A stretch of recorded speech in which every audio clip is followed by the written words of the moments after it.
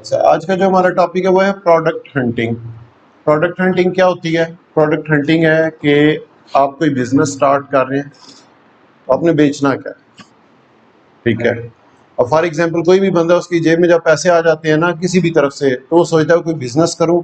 तो सबसे जो पहला मशवरा वो लोगों से कर रहा होता है, वो कहता है कौन सा बिजनेस करूं, क्या बेचूं, गाड़ियां बेचूं, मोबाइल बेचूं, जमीन बेचूं, प्लाट घर लेके बेचूं, कोई इलेक्ट्रॉनिक्स की शॉप बना लूं, क्या बेचूं।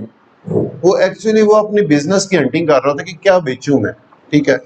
तो ई कॉमर्स में भी सबसे जो इम्पोर्टेंट चीज होती है वो यही होती है, बाकी आप सारा कुछ सीख लेते हैं कैसे करना है। अब फर्क क्या है? फर्क ये है कि जो प्रोडक्ट हंटिंग है वो आप हर दफा नए सिरे से करेंगे। लिस्टिंग आप एक दफा कर लेंगे, मैसेज आपको पता चल गया एक दफा, अकाउंट बना लिया एक दफा, मतलब चीजें चलना शुरू हो गई। जो प्रोडक्ट हंटिंग है वो आपने हर दफा नहीं करनी है और हर कुछ अरसे के बाद करनी है, ठीक है। उसमें आपने एक नई प्रोडक्ट ढूंढनी है कि क्या बेचने जा रहा हूं मैंने बिजनेस स्टार्ट किया, मैं वेयर हाउस वाले के पास गया, मैंने उसको जाके कहा, मैंने कहा आपके पास जो प्रोडक्ट्स पड़ी हैं इनकी एक लिस्ट मुझे दे दें। उसने मुझे 10 प्रोडक्ट्स की लिस्ट, मतलब जो भी रैंडम आ गई मेरे पास। सारे जब आप स्टार्ट ले रहे होते हैं ना, तो पहले दिन ही आप एक्सपर्ट वो नहीं हो जाते। आपका बिजनेस आपको खुद आहिस्ता आहिस्ता बताता है कि ये जो चीज़ें ये अच्छी चलने वाली हैं, डिस्कशंस होती हैं, नॉलेज आता है सारा कुछ। तो मैंने वो 10 चीज़ें ला के तो बेचनी शुरू कर दी, कोई प्रोडक्ट हंटिंग नहीं की, कुछ भी नॉर्मल। और उन 10 प्रोडक्ट्स को जब मैंने लिस्ट किया, क्योंकि मेरी तो इन्वेस्टमेंट कोई नहीं हुई थी, तो मुझे इतनी टेंशन भी कोई नहीं थी कि जो बिकेगी वो ले आऊँगा, जो नहीं बिकेगी उन्हीं के पास पड़ी हुई है। लेकिन अगर आप चाइना ऑर्डर प्लेस कर रहे हैं और वहाँ से इन्वेस्टमेंट करके प्रोडक्ट यूके में भिजवा रहे हैं, उनको स्टोरेज चार्जेस दे रहे हैं, और उसके बाद वो आपकी प्रोडक्ट बिकती नहीं है, तो आप फंस जाएंगे। आप कहेंगे मैं तो गलत बिजनेस में आ गया हूँ, ठीक है। तो ये इसलिए इंपॉर्टेंट चीज़ है कि सारा कुछ जब आपका रेडी हो जाएगा, तो ये आखिरी स्टेप है कि आपने जो गोली है वो बंदूक के अंदर डाल के तो उसको फायर के लिए रेडी हो जाना जी, आप फायर कर रहे हैं। तो ये आखिरी स्टेप है कि आपने गोली डालनी है उसके अंदर। हंटिंग का पता ना क्या मतलब होता है? शिकार, ठीक है ना। तो इसमें क्या होता है, इसमें आप प्रोडक्ट की हंटिंग, प्रोडक्ट के शिकार पे जाते हैं, जैसे आप परिंदों के शिकार पे जाते हैं या मछलियों के शिकार पे जाते हैं कोई। अब जिस तरह नॉर्मल हंटिंग करते हैं तो उसमें भी आप डिसाइड करते हैं ना कौन से इलाके में जाऊं, कौन सा शिकार करना है, मैंने गन कौन सी लेके जाऊं, या तीर कमान लेके जाऊं, या छुरी लेके जाऊं, मतलब किस तरह शिकार करना है। तो इसमें भी आपके पास स्किल सारी होनी चाहिए। अ, इसमें जो कुछ चीज़ें हैं वो ठीक हो गया। अच्छा जी, इसमें नंबर 1 प्राइस आ जाती है। सबसे पहले जब आप कोई चीज़ हंट करने लगते हैं तो प्राइस आपके माइंड में होनी चाहिए। प्राइस क्यों होनी चाहिए? प्राइस इसलिए होनी चाहिए कि आपकी जेब में कितनी इन्वेस्टमेंट पड़ी हुई है, आप उस हिसाब से देखेंगे ना। कि फ़र्ज़ करें आप कहते हैं जी मैं 5000 पाउंड वाली, मेरे पास 5000 इन्वेस्टमेंट है और मैं 5000 पाउंड वाली एक आइटम सेलेक्ट कर रहा हूँ, गाड़ी, मैं गाड़ियाँ बेचूंगा, ठीक है। तो आप एक गाड़ी लेंगे, वो कब बिकेगी, फिर आपके अकाउंट पे कब फीडबैक आएगा, तो वो वायबल नहीं है। मतलब आपको समझ आ जाएगी कि ये चीज़ें नहीं है वायबल। फिर आप कहते हैं जी मैं 10 चीज़ें लूँगा 500 पाउंड वाली। अब वो 500 पाउंड की एक ही दफ़ा 5000 की इन्वेस्टमेंट करके आप रख देंगे और उसके बाद बैठे रहें, वो बिकेगी नहीं बिकेगी। तो कोशिश ये करते हैं कि वही रूल्स जो मैं कहता हूँ कायनात के रूल्स हैं कि स्टेप 1 से स्टार्ट लो। अब कोशिश करो $1 वाली कोई प्रोडक्ट ले लो और उसकी 20 30 40 क्वांटिटी सिंपली लो, क्योंकि आपने तो 10 बेचनी है ना टोटल। तो अगर आप कहते हैं 10 मिल सकती है तो ठीक है, अदरवाइज 10 20 30 क्वांटिटी मंगवा लो, आपके $20 30 है, $40। एक एक्सपीरियंस हो जाएगा, नहीं चलेगी उठा के बिन में फेंको, नहीं ढूंढ कि मतलब सबसे पहले आपने ये करना है कि कोई भी प्रोडक्ट जो हंट करनी है एक्सपेरिमेंट के लिए, आपने लोएस्ट कास्ट की करनी है कि वो आपको यूके में या यूएसए में या जहां भी आ रही है, आपकी वहां पे पहुंच के आपको वो $1 की मिल रही है, ठीक है। और आप पहली 10 प्रोडक्ट हैं, आप कहते हैं जी मैं मुफ्त भी दे दूंगा, कोई मसला नहीं है, सेल हो, फीडबैक आए, मेरा अकाउंट थोड़ा ट्रैक पे चला जाए, मैं $10 का लॉस कर लूंगा, कोई इशू नहीं, ठीक हो गया। फ्यूचर में जब आप करेंगे, मतलब ये तो हो गया बिल्कुल स्टार्ट का। फ्यूचर में भी जब आप करेंगे ना, तो उसमें भी प्राइस बड़ी इन्वॉल्व होती है। उसमें प्राइस इस तरह इन्वॉल्व होती है कि जो लो कास्ट की प्रोडक्ट्स होती हैं उन पे कस्टमर का जो रिटेलिएशन है, जो गुस्सा है, वो बड़ा कम होता है। जब एक चीज 2 पाउंड की या 3 पाउंड की बेच रहे हैं, कस्टमर को नहीं मिली या खराब मिल गया, कहता है छोड़ो यार इतना टाइम नहीं है, मैं जाके इसको मैसेज करूँ इसके साथ कम। लेकिन अगर आप 10 12 15 20 पाउंड वाली चीज बेच रहे हैं तो वो टाइम निकाल के ना स्पेशल तो आके आपको तंग करेगा कि जी चीज नहीं मिली, निकालो मेरे पैसे। ठीक है, तो ज़ाहिर है परसेंटेज जो प्रॉफिट की है वो तो उसी तरह होगी। अगर आप 10 पाउंड की चीज बेच रहे हैं तो उस पे फर्ज करें आपको 2 पाउंड बच रहे हैं, 20%। तो अगर आप 1 पाउंड वाली बेच रहे हैं तो उस पर आपको 20 पेनी बच रहे हैं। ठीक है, लेकिन हो सकता है इसकी आप 10 बेचे तो आपको एक कंप्लेन आए, आप उसको मैनेज कर लोगे 1 पाउंड में, लेकिन उसकी 2 बेचे और उसमें से एक कंप्लेन आ जाए 10 पाउंड वाली में से, तो आपका 50% लॉस में चला गया। प्रॉफिट 2 पाउंड हुआ था, लॉस 10 पाउंड हो गया सिर्फ। समझ गए मेरी बात?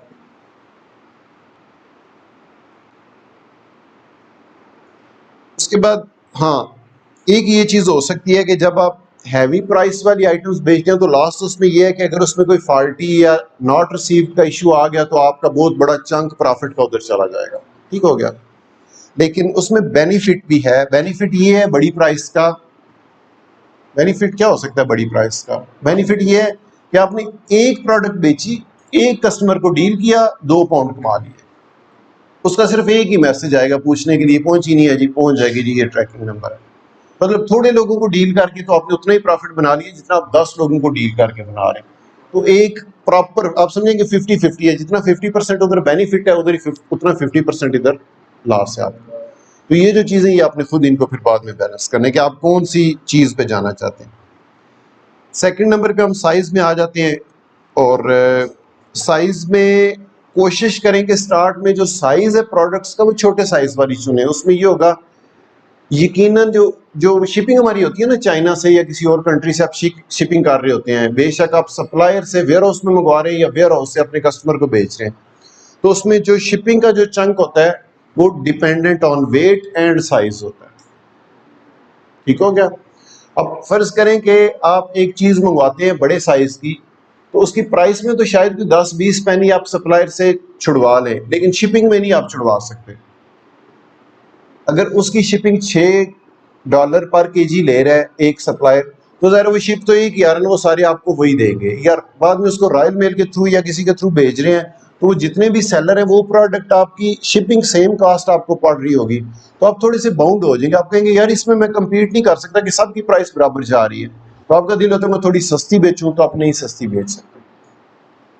ठीक है, उसकी रीजन ये है कि आपकी जो शिपिंग कास्ट है वो तो बराबर होगी ना दोनों की, तो आप प्राइस में थोड़ा बहुत शायद डिफरेंस डाल लें। लेकिन अगर आपकी प्रोडक्ट छोटी होगी, फॉर एग्जांपल आप एक प्रोडक्ट 4 पाउंड की बेच रहे हो और उसमें सिर्फ 1 पाउंड शिपिंग है, तो बाकी 3 पाउंड का चंक आपके पास बचता है, उसमें आप प्राइस कंपीट कर सकते हैं। आप सप्लायर से भी अच्छी प्राइस ले सकते हैं और अपनी प्राइस में भी कस्टमर को थोड़ा सा डिफरेंस दे सकते हैं। शिपिंग तो फिक्स होगी, देनी देनी है, वो एक परमानेंट, जिस तरह बिजली का बिल या रेंट आ गया वो देना ही देना है। ठीक है, तो वो जितना प्राइस में आप होंगे उतना अच्छा खेल सकेंगे। जो शिपिंग के चार्जेस आने जाने के या साइज के, वो आपके पास से बाहर होते हैं। उसके बाद साइज अगर बड़ा होगा वहां से आपको शिपिंग ज्यादा पड़ेगी। सम टाइम होता है उसका वेट आधा किलो होता है, लेकिन उसका वॉल्यूम, अगर फॉर एग्जांपल आप वो फोम बेचना शुरू कर देते हैं जो रोल्स होते हैं, ठीक है, तो उसका आप उठाएंगे वेट 1 किलो होगा, लेकिन वॉल्यूम के हिसाब से वो आपको 10 किलो का रेट लगा देंगे शिपिंग वाले। क्योंकि जब चाइना से चीजें आती हैं तो वो उसका वॉल्यूम भी काउंट करते हैं, तो उसका मल्टीप्लाई करते हैं कि वॉल्यूम इतना है, वेट इतना है, तो आपको इतना पड़ जाएगा। आप कहेंगे यार इसका तो आधा किलो वेट था, आपने कहा था किलो के $3 है, तो ये तो आधा किलो $3 होने चाहिए। कहते हैं 3 नहीं है, इसके $15। क्योंकि ये जगह भी तो घेरते हैं ना, हमारा पूरा शिप जो है वो आपकी 10 रोल सिर्फ लेके आ रहा है, तो हम किधर से निकालें? तो ये उन्होंने 2 चीजें उसमें रखी होती है। अच्छा, वहां से आपका यहाँ पे पहुंच गया, उसके बाद अगर यहाँ पे आपका साइज बड़ा है तो आपको जो स्टोरेज है जिस वेयर हाउस में आप रखवा रहे हो, वो आपको अगर कहता है जी एक रैक में आपको 10 पाउंड का दूंगा महीने का और उसमें इतनी जगह है, तो आपकी अगर प्रोडक्ट्स बड़ी हैं तो हर प्रोडक्ट का फिर 10 पाउंड महीने का वो भी डाल। समझ गए मेरी बात? कि अगर बड़े साइज की है, वो फॉर एग्जाम्पल वो एक रैक में 4 आ रही हैं, तो महीने के 10 पाउंड उनका रेंट ये भी हो गया। और अगर उसमें 1000 आ गई छोटी छोटी प्रोडक्ट्स हैं, तो उनका वो डिवाइड करके वो 1 पेनी या 2 पेनी है, ये नहीं कि 0 है तकरीबन। ठीक हो गया? उसके बाद जब आप उसको शिपिंग करते हैं तो कास्ट जो उसकी शिपिंग प्राइस है, आपको अगर पार्सल बन जाता है या साइज उसका बड़ा हो जाता है, तो उसमें आपको वो 3.5 पाउंड चार्ज करेगा शिपिंग। और वही अगर, अच्छा उसमें क्या होता है रॉयल मेल में 2 किस्म की शिपिंग होती है, एक बल्कि 3 होती है। एक लेटर होता है जो नॉर्मल आप किसी को खत लिखते हैं, उसका साइज होता है 5 मिलीमीटर। एक लार्ज लेटर होता है। लार्ज लेटर का साइज होता है 1 इंच 2.5 सेंटीमीटर, ठीक है। और उससे ऊपर जो होता है वो पार्सल बन जाता है। जो लार्ज लेटर है वो अराउंड 1 पाउंड 20 आपको कॉस्ट करता है, और जो पार्सल है वो 3 पाउंड 50 करता है। अब सम टाइम आप प्रोडक्ट हंटिंग में ये चीज आपने सबसे पहले माइंड में ये चीज रखनी है, नंबर 1, कि आपकी अगर चीज 2.5 सेंटीमीटर है तो उसकी शिपिंग कॉस्ट आपको पड़ेगी 1 पाउंड 20, अगर 2.5 सेंटीमीटर है। और अगर 2.6 सेंटीमीटर हो गया है, 1 मिलीमीटर ज्यादा हो गया है, यानी कि पहले 25 मिलीमीटर थी 2.5 सेंटीमीटर, अब जो ही वो 25 से 26 मिलीमीटर हुई ना, तो आपका वो पार्सल बन गया और आपको उसकी कॉस्ट 3 पाउंड 50 पड़ गई। तो जब आप प्रोडक्ट हंट कर रहे हो तो उसमें वेट का यूके के लिए स्पेशल, अब उसका वेट जो साइज है ना, उसकी जो थिकनेस है वो लाजमी उससे पूछ रहे अपने सप्लायर से कि ये प्रोडक्ट की थिकनेस क्या है। तो अगर तो वो टू, ठीक है, सम टाइम बंदा अपनी कैलकुलेशन कर लेता है जी कि मैं बड़ी चीज मंगवा रहा हूँ, इसकी इतनी मुझे उधर से शिपिंग पड़ेगी, इतनी इधर से पड़ेगी, मैं अपना प्रॉफिट निकालूंगा, ठीक है। लेकिन बीच में एक लाइन आ जाती है ना कि आप कहते हैं कि इस लाइन से इधर कदम रखा तो आई एम इंडियन, इधर कदम रखा तो मैं पाकिस्तानी, तो बहुत बड़ा फर्क है उससे एक लाइन का। तो वहां पे आगे आपने थोड़ा सा ख्याल कर लेना कि अगर आप छोटी प्रोडक्ट ले रहे हैं और उसका साइज 2.6 सेंटीमीटर हो गया तो आप फंस गए फिर, ठीक है, वो बेकार हो गया, तो आप उसको अवॉइड कर दें वक्ती तौर पर अगर कर सकते हैं।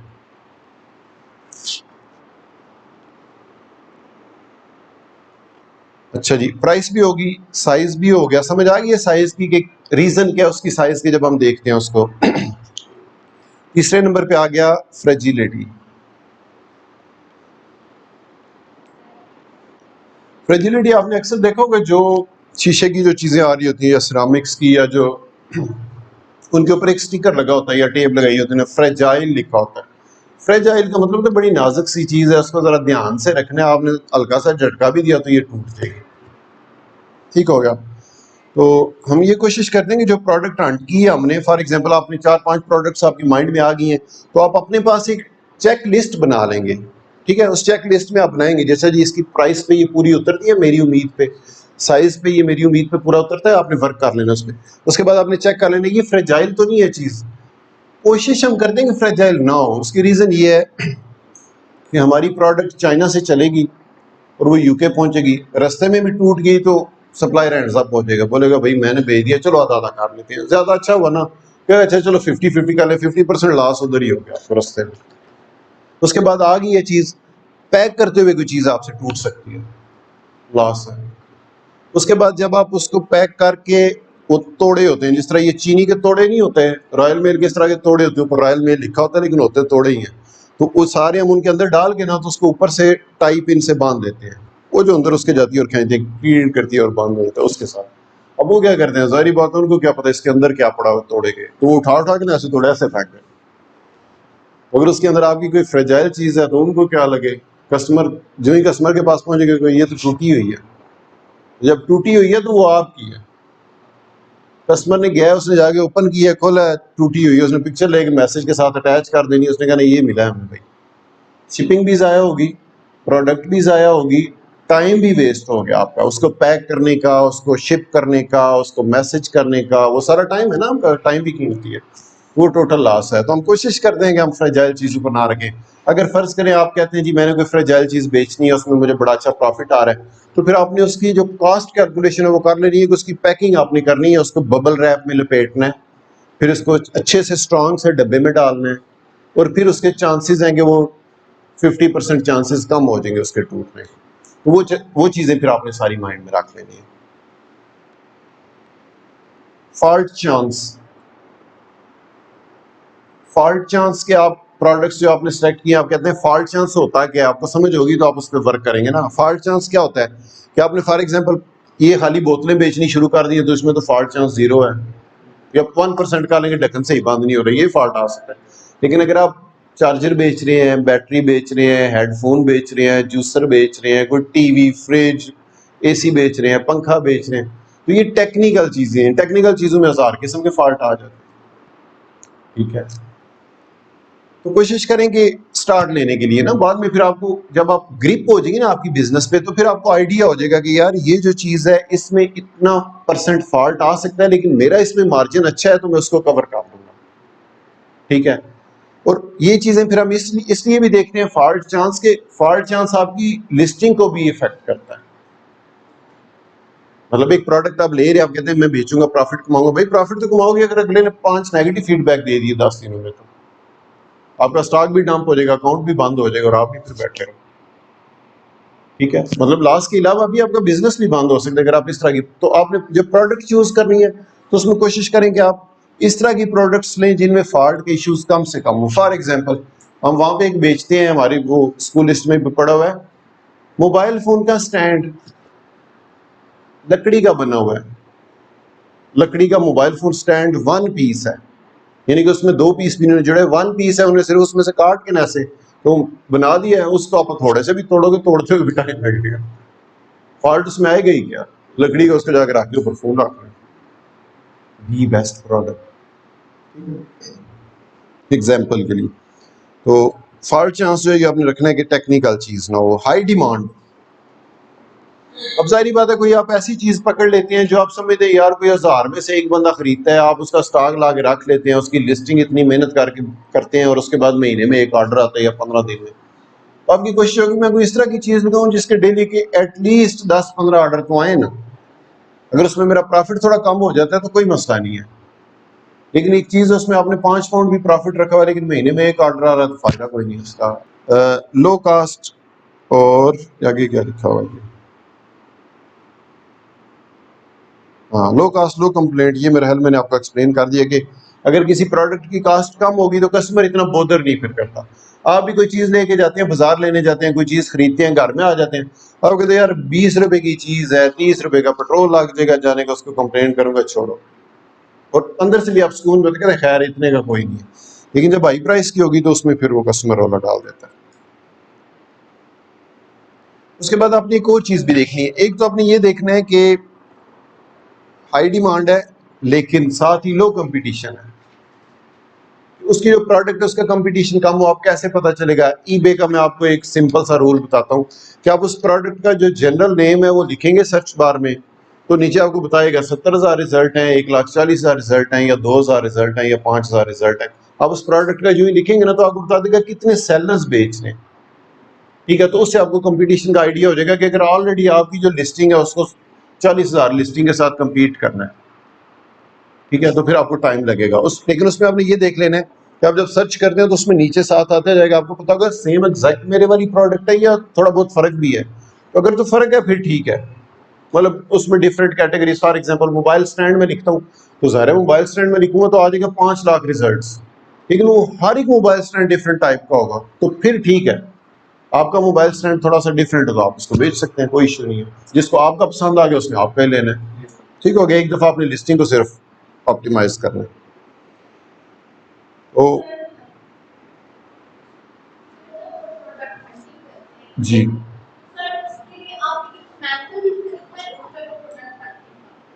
हम मैनुअल तरीके से करते हैं। ठीक है, उसकी रीज़न आपको बताऊं, उसकी रीज़न ये है कि जब आप मैनुअल तरीके से करती है ना तो मैं वही आपको एग्जांपल देता हूँ कि आप एक भेड़ का बच्चा लेके आते हैं और उसको खुद पालते हैं। ठीक है, जब आप कर रहे होती है ना दूसरे तरीके से प्रोडक्ट हंटिंग कर रहे होते हैं, तरीका उसमें भी यही होता है, वो भी आपको यही बता रहा होता है कि कौन सी प्रोडक्ट ज्यादा बिक रही है, और इसमें कुछ भी नहीं आपको बताता, उन्होंने सिर्फ सॉफ्टवेयर रखा हुआ है, वो स्ट्रेट अवे आपको ले आता है। अब रीजन क्या है, अगर आप सॉफ्टवेयर यूज कर रही हो तो हर बंदा ही सॉफ्टवेयर यूज कर रहा है। ठीक है, वो हर बंदे को वही प्रोडक्ट बता रहा है कि भाई ये अच्छी है, ये अच्छी है, ये अच्छी है, वो उसको ऑटोमेटिक नंबर 1 भी कंपटीशन आ गया उसका, बाकी बातें सारी छोड़। ठीक हो गया, उसमें भी फिर आप वो आपको सजेस्ट करता है जी ये 1000 प्रोडक्ट्स हैं इनमें से आप ढूंढो, फिर वही बात आ गई ना मैनुअल, आप उनमें से ढूंढेंगे कौन सी मेरी अच्छी है। तो हम डे 1 से क्यों ना मैनुअल पे चले जाएं कि हमें पता हो जी हम ये 10 जो मैं देख रहा हूँ ये इस वक्त दुनिया का कोई बंदा नहीं देख रहा, तो मैंने इन 10 में से अगर एक चुन ली तो मुझे कुछ ना कुछ मिल जाएगा। समझा नहीं मेरी बात की। अच्छा जी, कंपटीशन वाली बात आ गई, उसके बाद हाई प्रॉफिट। ठीक है, इसके लिए आपने पेपर पेन से लेके बैठ जाना है और आपने कहना अच्छा जी ये प्रोडक्ट है, मैं पहले इसकी कॉस्ट प्राइस चेक करता हूँ कि SFK से कितने की मिलेगी, अली बाबा अली एक्सप्रेस से कितने की मिलेगी, कोई और सप्लायर है उससे कितने की मिलेगी, कॉस्ट प्राइस कितनी है मेरी प्रोडक्ट। सबसे पहले अपने पेपर के ऊपर कॉस्ट प्राइस लिख लेना। ठीक है। कॉस्ट प्राइस में शिपिंग भी इंक्लूड होती है, फिर आपने देख लेना कि वो शिपिंग इंक्लूड करके आपको बता रही है विदाउट शिपिंग। फिर आपने कहना जी वहां पे आके तो इसको मैंने स्टोरेज करना है, मैं अपने स्टोरेज चार्जेस देखूं कितने कितने होंगे। उसके बाद आपने ईबे की फी देखनी है कि अगर मैं इसको 5 पाउंड की बेचूं या 10 पाउंड की बेचूं तो मेरी ईबे की फीस कितनी बनेगी। अगर मैंने इसको प्रमोट करना है तो प्रमोशन की फी कितनी होगी। ठीक है जी, आपने कैलकुलेशन की, ये टोटल बन गया 8 पाउंड। ठीक है, अब कहते हैं जी 8 पाउंड तो मेरी कास्ट बन रही है, इसका मतलब है मैं मिनिमम इसको 10 पाउंड की बेचूं तो मुझे 2 पाउंड बचेंगे ना। और जब आप जाके उसमें देखते हैं, ईबे में देखते हैं, लिस्टिंग निकालते हैं तो उसमें कहते हैं लोग तो 7-7 पाउंड की बेच रहे हैं भाई। इसका मतलब है उनको कास्ट उससे कम पड़ रही है तो वो 7 पाउंड की बेच रहे हैं। तो ये चीज आपने पहले कैलकुलेशन अपनी कर लेनी है कि मुझे इसमें प्रॉफिट आएगा या नहीं आएगा, ऑर्डर प्लेस करने से पहले, मंगवाने से पहले, स्टार्ट लेने से पहले। ठीक है, business is all about calculations.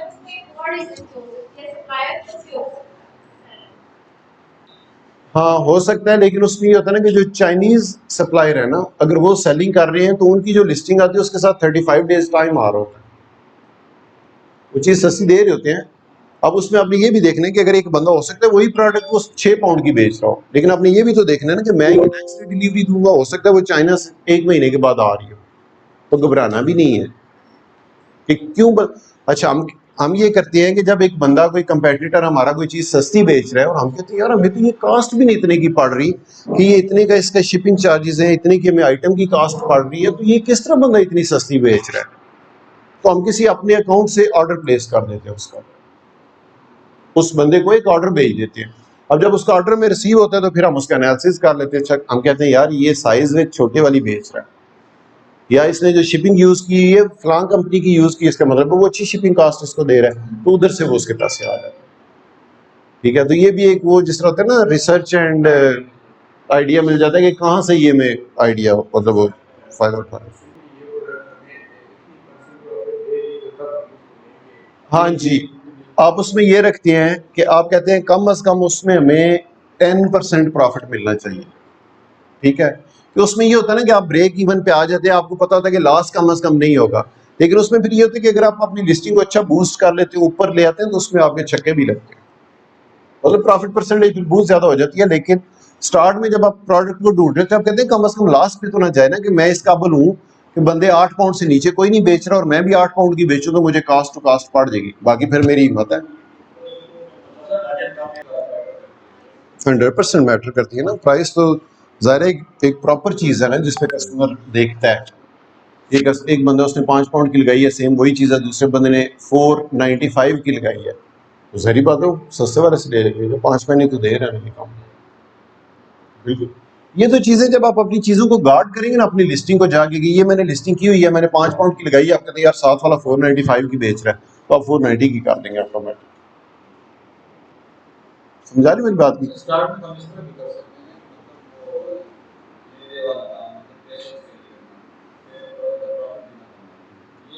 Loss भी होता है शुरू में, लॉस भी होता है। हाँ ठीक है, सारी बात बिजनेस है ही ये चीज, बिजनेस ही है ही ये चीज कि मैं बताता हूँ ना, पंजाबी में वो एक एग्जांपल है कि पहले साल चटी, दूजे साल हटी, तीजे साल खटी। तो उसका क्या मतलब, उसका यही मतलब है ना कि पहले साल में आप इन्वेस्टमेंट कर रहे हैं, अब्बू से भी पैसे पकड़ लिए, दोस्त से भी पैसे पकड़ लिए, भाई से भी पैसे पकड़ लिए, भैंस भी बेच दी, सारे पैसे इकट्ठे करके इन्वेस्ट कर दिए, दुकान का शटर लगवा दिया, दुकान का मीटर लगवा दिया, दुकान में पेंट करवा दिया, दुकान में कुर्सियां टेबल लगवा दी, वो सारी डेड इन्वेस्टमेंट हो रही है ना आपकी, प्रॉफिट तो नहीं आ रहा। और कस्टमर है ही कोई नहीं है, पहले दिन एक भी कस्टमर नहीं आया, बैठे बैठे उठ के चले गए शाम को जी, कस्टमर ही नहीं आया आज के दिन। उससे अगले दिन एक कस्टमर आ गया, महीने बाद किराया जेब से दे दिए, लो जी इस महीने का किराया भी इन्वेस्ट कर दिया। ठीक है, तो ये फिर चीजें ना आहिस्ता आहिस्ता ये टर्न होना शुरू हो जाती हैं कि आप कहते हैं जी एक्सपेंसेस तो रुके हुए हैं लेकिन इनकम बढ़ना शुरू होगी, और एक टाइम आता है एक्सपेंस जो है वो कम हो जाते हैं, इनकम उससे बढ़ जाती है, तो बिजनेस स्टार्ट हो गया। ऐसा ऐसा बहुत कम चांसेस हैं कि आप पहले दिन जाएं, दुकान खोलें और आपका यानी प्रॉफिट आना शुरू हो गया। अच्छा जी, ओके हो गया ये भी। उसके बाद आ गया जी कस्टमर फीडबैक। अब कस्टमर फीडबैक का क्या तल्लुक है प्रोडक्ट हंटिंग से, ये आप छोड़ के इनमें से कोई, आप में से कोई बंदा होता है? मैं कहता हूँ प्रोडक्ट हंटिंग में कस्टमर फीडबैक भी एक पॉइंट है, तो आपके ख्याल में क्या हो सकता है?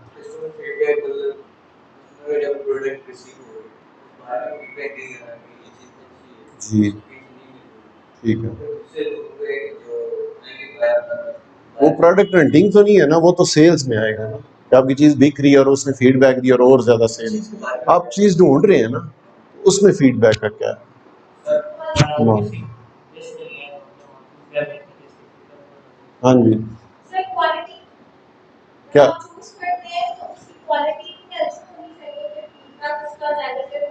यस यस तो नहीं,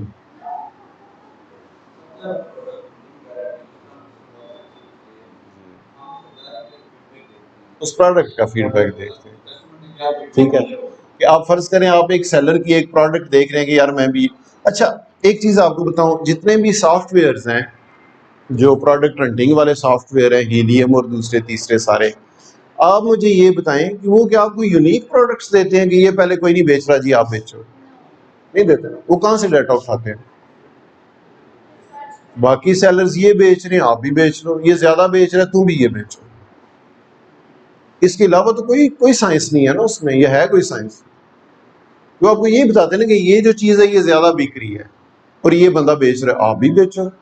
ये सिंपल सा फार्मूला, मैं भी आपको ये तरीका बताऊंगा, मैं उससे आसान बता दूंगा आपको। ठीक हो गया। कस्टमर फीडबैक का मतलब ये है कि आपने एक सेलर की प्रोडक्ट बेचनी है जो ऑलरेडी बेच रहा है, आपकी नजर पड़ती है, आप कहते हैं यार बड़ी बेची, इसने तो 4000 पीस बेचे हुए, मैं भी यही बेचूंगा। ठीक है, तो आप सबसे पहले जाके उस प्रोडक्ट का फीडबैक देखेंगे कि ये बेच तो रहा है, तो उसको फीडबैक ऐसा इसका आ रहा है कि ये अच्छी प्रोडक्ट है या टेक्निकल है, फॉल्टी प्रोडक्ट्स है, इसमें कंप्लेन्स आती हैं, इसके सिग्नल नहीं आ रहे जी, वो कनेक्ट नहीं हो रहा जी, ये हो रहा है, आवाज नहीं सही आ रही, काट रही है, बैटरी लो है जी, तो आप कहेंगे ये तो अजाब ही मैं गले डालूंगा, बेचने दो उसी को। ठीक है, तो आप उस प्रोडक्ट का जाके फीडबैक देखेंगे, अगर इसका अच्छा फीडबैक आ रहा है तो मैं भी इसको बेचता हूँ, मुझे भी कल कोई इश्यू नहीं होगा, फीडबैक इसका अच्छा आएगा। और फॉर एग्जाम्पल एक बंदा एक शर्ट या कोई ट्राउजर बेच रहा है और उसको फीडबैक जाके देखता है तो बार बार फीडबैक आ रहा है जी, इसका रंग उड़ जाता है, इसके धागे उधड़ जाते हैं, इसका ये इशू हो जाता है, और कहेंगे ये तो कोई गंदी प्रोडक्ट है। एक्चुअली होता ही है ना, बहुत कम चांसेस होते हैं कि आप एक प्रोडक्ट ले रहे हैं और वो आपको कोई और डिफरेंट फैक्ट्री मिल गई है। मोस्टली यही होता है कि एक प्रोडक्ट जो चल रही होती है ना, वो एक ही फैक्ट्री पीछे उसकी बैठी होती है, उसकी ज्यादा प्रोडक्शन होती है और वो सस्ती दे रही होती है, सबसे बाकी बंद हो जाता है। चाइना में भी मोस्टली, मतलब ओवरऑल भी आप देखेंगे ना कि जो एक बंदा होता है उसकी सेल थोड़ी ज्यादा हो जाती है और वो मार्केट को ग्रैब कर लेते हैं, वो और किसी को आगे नहीं आने देते। तो अल्टीमेटली जब वो प्रोडक्ट देखते हैं उसमें नेगेटिव फीडबैक ज्यादा आ रहे हैं और आप वो जब सोर्स करने की कोशिश करते हैं तो आप कहते हैं भाई मैं तो डिफरेंट सप्लायर से ले रहा हूँ, वो फैक्ट्री पीछे हो सकता है वही हो। ठीक है, तो चांसेस तो है ना कि आपको भी फॉल्टी प्रोडक्ट मिल जाएगी, या हो सकता है उसके डिजाइन में कोई इशू हो, तो वो जो भी बनाएगा उसमें इशू आ रहा होगा। जी हाँ, उसको कुछ एग्जैक्टली एग्जैक्टली, अगर आप समझते हैं नहीं ये बाकी सारे पॉइंट्स जो चेक पॉइंट्स होके हैं, इस एक में आगे तो फीडबैक्स में मुझे इशू आ रहा है, तो मैं इस तरह करता हूँ, मैं इसकी प्रोडक्ट मंगवा के देख लेता हूँ वो कैसी है, उसके बाद अपने सप्लायर को कहता हूँ मुझे सैंपल दो एक, अगर आप समझते हैं कि वो अच्छी आपको मिल रही है तो फाइन, स्टार्ट करो। अच्छा जी, उसके बाद सीजनल और नॉन सीजनल के कुछ प्रोडक्ट्स हैं, आप देखते हैं कि ये प्रोडक्ट बड़ी अच्छी बिक रही है, आप उसकी कैलकुलेशन करते हैं, प्रॉफिट भी आ रहा है, सारा कुछ ओके है, ठीक है, आप मंगवा लेते हैं। अब आपने मंगवाई है, हो सकता है आपके आने आने में, सेलेक्ट करने में महीना लग गया और वो क्रिसमस के सीजन की वजह से बिक रही थी, ठीक है, या वो 14 अगस्त का आज़ादी की वजह से वो शर्टें 14 अगस्त वाली बिक रही थी और आपके आने आने तक सीजन गुजर गया, अब आप लेके बैठे रहो साल पूरा, तो ये तो यार बिकती नहीं, ये तो बड़ी बिक रही थी, मैंने मंगवाई है। तो कोई भी प्रोडक्ट है तो उसका आपने चेक लिस्ट एक बना लेनी है कि ये सीजनल तो नहीं है, फॉर एग्जांपल क्रिसमस के रिलेटेड है या उनका कोई स्पेशल डे उसके रिलेटेड है, या सीजन के रिलेटेड है कि कुछ जो चीज़ें हैं, आप फॉर एग्जांपल आप फुटबॉल मंगवा के रख लेते हैं यूके के लिए, तो वहाँ पे मोस्टली जो लोग हैं वो गर्मियों में ही खेलते हैं, सर्दियों में तो सर्दी बड़ी होती है, खेलते कोई नहीं था, खेलते ज़रूर है लेकिन सेल बहुत नीचे आ जाएगी। ठीक है, उसके स्पोर्ट्स के जितने ब्रांड्स हैं या जितनी चीज़ें ना, उनकी सेल गर्मियों में ज़्यादा होती है, सर्दियों में कम हो जाती है। स्पोर्ट्स यूके में सीजनल है, इन सिंपल वर्ड्स। ठीक है, कोई भी प्रोडक्ट जो आप देखें ना कि ये स्पोर्ट्स की है, इट मीन्स इट्स सीजनल।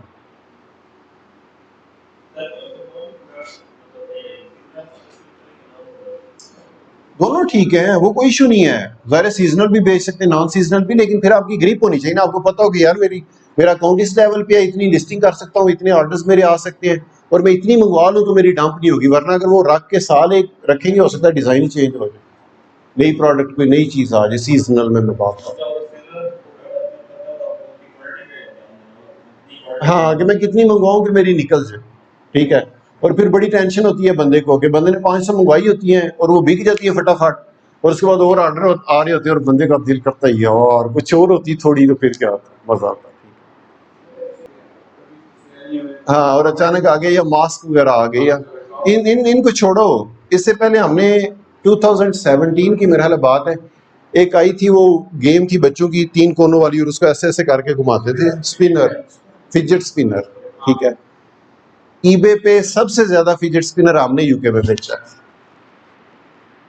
मतलब आप फिजेट स्पिनर सिर्फ लिखते थे फिजेट स्पिनर ईबे में, तो सबसे टॉप पे हमारी लिस्टिंग होती थी, और डेली के 700-800-900 ऑर्डर सिर्फ एक लिस्टिंग के, 800-900 एक लिस्टिंग के ऑर्डर। बाकी भी सारे लोग नीचे बेच रहे थे, लेकिन कोई 50 को 100 को 150। उस वक्त हमारी और कोई प्रोडक्ट नहीं बिक रही थी और हम 7-8 तोड़े बाहर के ना, तो वो रॉयल मेल को दे के आते थे, ये लो जी फिजेट स्पिनर लो। वो सीजनल होती है, उसके बाद वो खत्म हो गई है। फिर वक्त के मुताबिक आपको चलना चाहिए ना, पता चल जाता है क्या करना है। अच्छा जी, अगली चीज़ है यूज़र फ्रेंडली, कि आप प्रोडक्ट देख रहे हैं तो उसकी चेकलिस्ट में एक लिख लें कि यूज़र फ्रेंडली है या नहीं। जितनी यूज़र फ्रेंडली होगी उतनी वो आपकी इजी जाएगी, बिकेगी और कंप्लेंट्स कम आएंगी। एक चीज़ है, अब फॉर एग्जांपल हेडफोन आप बेच रहे हैं और उसको कनेक्ट करने अपने फ़ोन से और वो कनेक्ट नहीं हो रहा है, या उसमें कोई लैंग्वेज चेंज करनी पड़ गई है, और तो वो कस्टमर मतलब उसको समझ आ रही है चीज़ बिल्कुल भी ठीक है ना, तो कहेगा यार ये पता नहीं क्या बड़ी मुश्किल से चीज़ भेजी, वापस लो जी, मुझे नहीं चाहिए। अच्छा, यूके में चेंज ऑफ माइंड का भी ऑप्शन है। चेंज ऑफ माइंड में ये है जी कि बस मेरा दिमाग फिर गया, मैंने नहीं रखनी, मैंने वापस ही करनी। वो कहते हैं कोई कोई फॉल्ट है? नहीं, कोई फॉल्ट नहीं। महंगी है? नहीं, महंगी भी नहीं है। और कोई मसला नहीं, कोई मसला नहीं, फिर क्यों वापस करनी? मसला वापस करनी। तो उसको कहते हैं चेंज ऑफ माइंड। और वो भी 14 डेज का ऑप्शन आपको देते हैं कि 14 डेज के अंदर अंदर आप चेंज ऑफ माइंड के तहत भी वापस कर सकते हैं, मीन्स विदाउट एनी रीजन। मैंने कहा वो बीच में आ गई बात, और बताओ। तो यूजर फ्रेंडली अगर नहीं होगी तो चेंज ऑफ माइंड भी अप्लाई हो सकता है, ठीक है, ज्यादा चांसेस हैं। अच्छा, उसके बाद यूनिक। अब ये जो वर्ड है ना यूनिक, ये मैंने इसलिए लिख दिया है समझाने के लिए, वरना यूनिक नहीं हो सकती कोई चीज़। यूनिक तो वही होगी ना जो एक होगी दुनिया में, वो यूनिक है, ठीक है। या चंद होगी दुनिया में, तो यूनिक तो आप चीज़ ज़ाहिर नहीं बेचेंगे ना, आप सेलर हैं, आपका दिल होगा क्वांटिटी बिके, मुझे प्रॉफिट आए। यूनिक का मतलब ये है कि आप अगर मेहनत करते हैं, आप एक दिन बैठ के प्रोडक्ट हंटिंग कर रहे हो और आप 10 आइटमें सेलेक्ट करते हैं, ठीक है, उनमें से नंबर 1 एक होगी उन 10 में से बेस्ट। लेकिन अगर आप पूरा हफ्ता डेली की 10-10 हंट करते हैं तो आपके पास डाटा आ गया 100 का, तो उनमें से जो एक निकालेंगे ना, वो डेफिनेटली उस 10 में से जो एक निकाली थी उसमें से बेहतर हो सकती है, ज्यादा चांसेस यही है, ठीक है। अब अगर आप हफ्ता 2 हफ्ते महीना पूरा लगे हुए प्रोडक्ट हंट कर रहे हैं, तो एक प्रोडक्ट आपको इस तरह की मिल जाएगी जिसको हम यूनिक कह सकते हैं, ठीक है। फॉर एग्जाम्पल, ये रिसेंटली हमने बेचने स्टार्ट किए थे कुत्ते के और बिल्लियों के जो बाल जड़ते हैं, वो भी वैसे सीजनल प्रोडक्ट है कि वो शेडिंग होती है ना जानवरों के बालों की, तो उसके लिए वो कपड़ों में ज़ाहिर वहाँ पे रखते हैं, पेट्स रखते हैं कुत्ते बिल्लियाँ, तो वो कपड़ों को लग जाते हैं और बिस्तरों में लग जाते हैं और सोफों पे लग जाते हैं। तो फिर उनके कपड़े उतार के उनके कवर शवर तो उसको मशीन में डालते हैं, और उसके साथ में वो एक छोटा सा पीस होता है पेट हेयर रिमूवर, वो छोटा सा एक प्लास्टिक टाइप का पीस होता है, तो वो भी वॉशिंग मशीन में साथ ही डाल देते हैं। वो जब वॉशिंग मशीन में वॉश होते हैं तो वो सारे बाल इकट्ठे होकर उसके साथ अटैच होते हैं, वो उसको अलादा कर लेते हैं, ठीक है।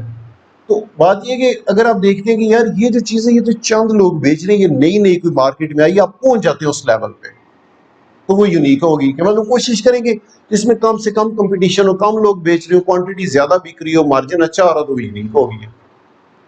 तो ये जितना आप गुड़ डालेंगे उतना ही मीठा होगा, जितनी मेहनत करोगे उतनी आपको अच्छी प्रोडक्ट मिल जाएगी। प्रोडक्ट इंफॉर्मेशन डाटा, कि आप एक प्रोडक्ट हंट कर लेते हैं तो एक चेक बॉक्स गए कि आपके पास उसकी इंफॉर्मेशन कितनी आ सकती है, ये नो कि कल को उसकी पिक्चर ही ना मिले लिस्ट करने के लिए, ठीक है, या उसका जो डाटा है कि ये किस मकसद के लिए एक्चुअली यूज होती है उसकी डिस्क्रिप्शन ही ना मिले आप लोगों को। राइट। तो आपने ये भी देखना है कि आपके पास उसका डाटा या इंफॉर्मेशन या नॉलेज कितना उस प्रोडक्ट का, कि कल को कोई मसला बनता है तो मैं उस बंदे को डील कर लूँ। फॉर एग्जाम्पल एक बंदा है, उसने दुकान मोबाइल की बनाई हुई है और चीजें मेडिकल की बेचना शुरू कर दे तो फंस जाएगा ना, कोई क्वेश्चन आ जाएगा। तो आपने ये भी देखना कि प्रोडक्ट मेरे फील्ड की, मेरे नॉलेज की, मेरी ग्रिप की है या नहीं है। ठीक है। अच्छा, इसमें एक और आगे करके फिर इन तीनों को मैं करता हूँ लगा। लो वेरिएशंस, वेरिएशन का पता है आप लोगों को क्या होती है? वेरी का मतलब होता है चेंज होने वाली जो चीज होती है। ठीक है। तो फॉर एग्जांपल एक कपड़ा है, उसमें साइज डिफरेंट आ रहे हैं, तो इसका मतलब उसमें वेरिएशंस हैं, वेरी हो रहा है, स्मॉल है, मीडियम है, लार्ज है, एक्स्ट्रा लार्ज है, ब्लू है, ब्लैक है, रेड, ग्रीन है, साइज जूते का 5 6 7 8 9 11 15। कोशिश करें कि मैं स्टार्ट की सारी जो बातें कर रहा हूँ ना, ये आपको पटड़ी पे चढ़ाने के लिए कह रहा हूँ। जाहिर है हर चीज बिकती है, ऐसा नहीं है कि ज्यादा वेरिएशन वाली नहीं बिकती या बड़े साइज वाली नहीं बिकती, हर चीज बिकती है। आपने ये नहीं मुझ पर आरोप लगा देना जी कि वो सारवकाश ने बोला था बड़े साइज वाली आइटमें नहीं बेचनी। बेचो, बिकती हैं, बेचेंगे, आप भी बेचेंगे, लेकिन मैं आपको पटड़ी पे चढ़ाने की कोशिश कर रहा हूँ कि आप एक दफा सिरा पकड़ लें, उसके बाद आप गुम नहीं होंगे फिर। ठीक है। ठीक है। फॉर एग्जाम्पल आप अगर शर्टें बेचना शुरू कर देंगे तो उसमें तो साइज ही पूरे नहीं होंगे आपसे, बिग इन्वेस्टमेंट, और एक साइज का एक ऑर्डर आ गया, दूसरे साइज का वो ऑर्डर आ गया, और आप वो सारी वैरायटी और उसकी क्वांटिटी पूरी रखेंगे, हो सकता है सिर्फ मीडियम बिकना शुरू हो जाए, और आपने 5 5 मंगवाई थी, बाकी 5 5 पड़ी हुई है, मीडियम 5 बिक गई है, चलो जी अब मीडियम को मंगवाना शुरू। ठीक है। तो कोशिश करें ऐसी प्रोडक्ट ढूंढें जो सिर्फ एक हो, यूनिक हो। फॉर एग्जांपल पेन बेच रहे हो आप, एक पेंसिल मतलब बॉल पॉइंट आप एक बेच रहे हो, उसमें तो वेरिएशन कोई नहीं आएगी ना। आप सिंपल, या है भी वेरिएशन, फॉर एग्जांपल उसमें वेरिएशन है जी blue colour, red colour, black colour, तो आप एक ब्लू लेके उसकी लिस्टिंग कर दो, अल्लाह खैर सब, ब्लू जिसने लेनी है ले। ठीक है। या और कोई इस तरह की चीज, क्या मैं आपको एग्जांपल दूं जिसमें वेरिएशन नहीं है कोई चीज? जी, केबल आईफोन की। ठीक है। उसमें भी वेरिएशन तो हो सकती है, 1 मीटर, 2 मीटर, 3 मीटर, लेकिन ज्यादातर वो, मतलब कहने का मकसद ये है कि वेरिएशन ना हो उसमें। आप समझे कि ये एक सिंगल प्रोडक्ट है, इसमें और ऑप्शन कस्टमर को नहीं मिलता, तो आपके पास एक आ गई, आपने 20 मंगवा के रख लिए, बिकनी शुरू हो गई, खत्म होगी, फिर मंगवा। ठीक है। उसकी लिस्टिंग भी इजी होती है, आपने सिर्फ उसका एक ही SKU डालना है और उसके बाद लिस्टिंग आप होगी। मल्टी में फिर आपको उसकी डिफरेंट प्राइसेस, डिफरेंट SKU, वो सारी चीजें डालनी पड़ेगी, और हम आपको बता देंगे सारा कुछ, बाकी करना आपने आगे।